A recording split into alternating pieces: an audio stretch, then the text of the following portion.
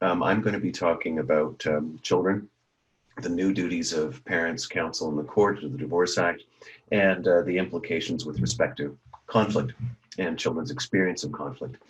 So moving straight into the question of the duties. Bill C-78, we all are familiar with its progress through Parliament and when it's coming into force.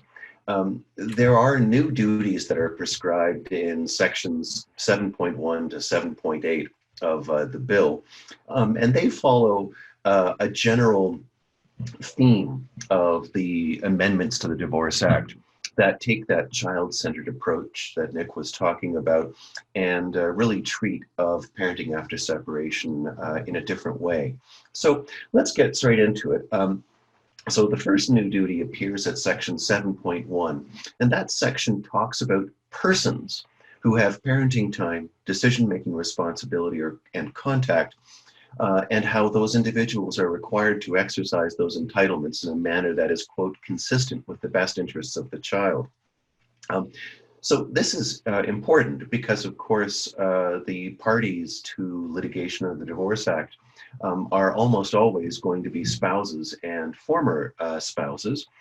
But the language here, the choice of the term person, clearly makes the duty extend to anybody who has parenting time, decision-making responsibilities, or contact with the child under a Divorce Act order. And I wonder, because as we see when we go through the other duties, the identification of the individuals to whom those duties apply variously appears as persons, as spouses, and as parties. And of course, there's that principle of legislative interpretation that says that when the legislature chooses a particular word, especially one that's different than words used in similar contexts, it must have a reason for doing that.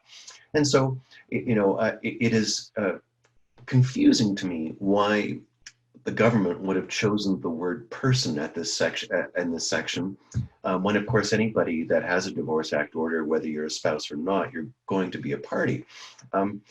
And the only thing I can think about is that whether section 7.1 is intended to extend the duty to exercise these entitlements to persons with parenting time, decision-making responsibilities, or contact with the child under a separation agreement, a parenting agreement, or under or an order made under provincial and territorial legislation.